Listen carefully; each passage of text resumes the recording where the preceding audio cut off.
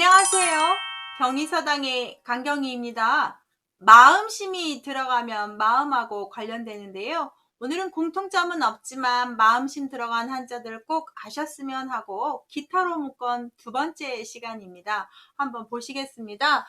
급할급, 기할괴, 은혜은, 은혜해, 충성충, 정성간, 버릇관, 관자인데 간이라고 썼네. 버릇관, 그 다음 이슬망, 밥불망, 수물은 이런 한자 10가지 정도 배우시겠습니다. 천천히 한번 시청해 주시고요. 마음하고 관련된 한자입니다. 나머지는 다 발음 역할을 하는 한자들을 약간 설명만 들으시면 됩니다. 급할 글자 보시면 위에 있는 한자는 자막 처리해 드리겠습니다. 미칠 급자라는 한자입니다. 어디에 도착하다는 마음인데요. 내가 어디에 도착하고 다 완성하려고 마음이 상당히 바쁘다라고 해서 급할 급자입니다. 우리 급한 환자가 가는 곳 응급실이라고 한다든지 급행열차라고 한다든지 느리다, 급하다, 완급 조절을 한다든지 또는 뭐 병들이 급성으로 아팠다 해서 급성이라고 한다든지 급하다는 표현을 씁니다. 그런데 살다 보면 참 급할수록 돌아가라는 말 저희 어머니가 해주신 말인데 그런 것 같습니다. 급하다고 다 그렇게 하게 되면 인생이 참 힘들어집니다. 급할수록 더 신중해지고 침착해봐야 해결점이 나올 때가 참 많더라고요. 급하다는 한자는 미칠 급자에서 발음을 줍니다. 급한 마음. 뭔가를 다 이루려고 하는 급한 마음이라고 외우십시오. 두 번째 기할 게 특이한데요. 뒤에 있는 한자가 힘쓸 꼴이라는 한자입니다. 땅에서 열심히 손으로 힘써서 농사를 짓고 있는 걸로 생각하는데요. 힘쓰다와 앞에 마음심을 써서 힘쓰는 사람, 괴물 같은 사람이라고 표현합니다. 보통 사람보다 힘이 세다라고 해서 신기하다, 괴이하다 할 때 쓰는 괴자가 되는데요. 정말 쓸 때도 괴물할 때 쓴다든지 신기한 이야기 괴담이라고 한다든지 우리 여고괴담이라고 있잖아요. 그럴 때 쓴다든지 해서 기할 괴자는 신기하고 힘들고 뭔가 이해가 안 되고 센 거 그럴 때 쓰는 한자가 되겠습니다. 제일 많이 하는 게 이제 괴물이고 기괴하다 할 때도 신기하고 이상하다 할 때도 쓰는 한자지요. 마음 상태에서 그렇게 부른다고 합니다. 괴물같이 느끼는 거죠. 힘센 사람을. 세 번째 은혜자와 네 번째 은혜자는 같은 은혜라는 단어입니다. 은혜를 느낀다는 건 고마움을 느끼는 거고요. 고마움을 느끼는 건 마음의 상태입니다. 먼저 은혜인을 보시면 위에 있는 한자가 의지하다 인자입니다. 의지할 인, 인할인, 의지하다로 보시겠습니다. 내가 마음적으로 의지하는 사람입니다. 마음적으로 의지하며 그 사람한테 고마워합니다. 인생의 지름길에서 나를 이 방향으로 같이 이끌어 주신 분한테 우리가 은사님이라고 할 때 쓰는 은자죠. 은혜를 입었다 할 때 당연히 은혜라는 말을 표현하죠. 우리가 어버이 은혜할 때 정말 많이 쓰는 은자입니다. 이 은자 위에 있는 한자를 보시면 의지하는 마음으로 보시고 또는 은혜에 보답하면 보은이라고 하고요. 반대로 은혜를 배신하면 배은망덕할 때 배은이 되겠습니다. 우리가 은혜를 입었다면 고마워해야죠. 그게 진짜 인간의 도리죠. 4번의 은혜 해자는 위에 있는 한자가 실탈의 물레전자인데 여기서는 오로지전으로 보시겠습니다. 한 가지 마음입니다. 내가 그 사람한테 향하는 한 가지 마음, 두 가지 마음이 아니라 고마워하는 한 가지 마음으로 보십니다. 그래서 은혜 해자는 한 가지 마음에서 은혜해가 되겠습니다. 쓸 수 있는 말은 우리가 은혜를 입었다고 해서 해자로 시작한다면 혜택이라는 말이 좀 있지 않을까 싶은데요. 내가 은혜를 입었고 그 사람 덕분이라고 할 때 많이 쓰지요. 단어가 그렇게 많지는 않습니다. 해자로 시작하게 되면 그래서 은혜가 대표적인 한자가 되겠습니다. 다섯 번째 충성충을 보시면 가운데 마음입니다. 왔다 갔다 하지 않고 중심을 지키는 마음이어서 되게 군인들, 나라에 충성하는 신하들한테 많이 쓰는 신자죠. 우리가 충무공 할 때 이순신 할 때도 쓰는 충자가 되겠고요. 충성하는 신하를 충신이라고 한다든지 군대에서 많이 쓰는 인사 중에 충성이라는 말 할 때도 쓸 수 있는 충자가 되겠습니다. 가운데 마음 아주 쉽게 외울 수 있죠. 잠깐 여담을 하면 이 충성 충자와 비슷한 한자 하나 있지요. 이 네모를 두 개를 쓰게 되면 근심 환자가 됩니다. 조심하셔야 됩니다. 그때는 마음 심장을 꼬챙이로 꽂다라고 합니다. 왜냐면 마음심 위에 있는 입구 두 개 이렇게 있는 게 꽂을 꽂자거든요. 꽂히고, 그래서 꼬쟁이로 심장을 찌르듯이 아프다가 돼서 근심만이 되고, 얘는 가운데 마음 흔들리지 않는 충성의 마음이 되겠습니다. 완전히 다른 한자가 됩니다. 여섯 번째 정성간자 보시면 위에 있는 한자가 괴물간자입니다.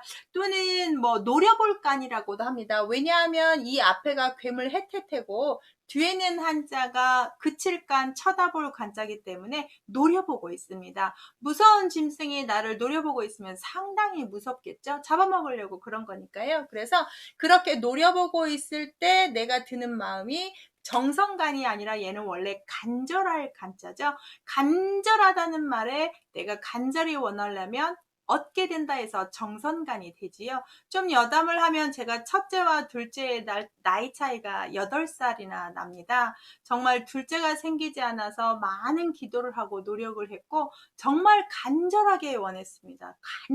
간절하게 기도하고 많이 노력을 했거든요. 그래서 간절한 마음이 통했는지 8년 만에 아이가 생기게 됐는데요. 그때 느꼈습니다. 인생이라는 게 다 내 맘대로 되진 않지만 뭔가를 정말 간절하게 진심을 통해서 하게 되면 얻을 수도 있다는 걸 경험을 하게 돼서 더 감사하게 살게 됐는데요. 간절함, 이 간절할 간자할 때, 간절할 때 자막절 해드릴게요.